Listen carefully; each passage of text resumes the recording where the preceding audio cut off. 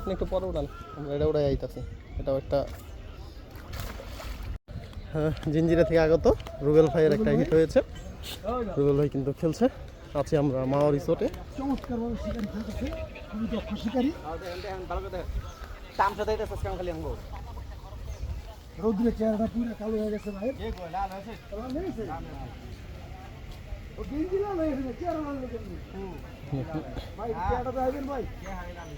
বল টুনে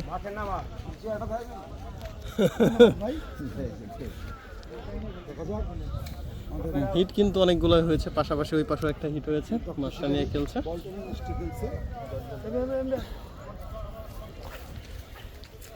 দেখুন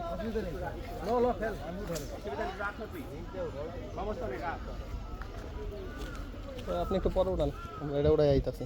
এটাও একটা চমৎকার গোল্ডেন কালার ভাই। বল যেটা উঠে এলো না, 8-10 হবে। আর একটা রুম বল উঠলে তো হয়। রমজান ভাইয়ের বিশাল সাইজের যে একটা বল উঠেছে একটু আগে, ওটার কথা বলা হচ্ছিল।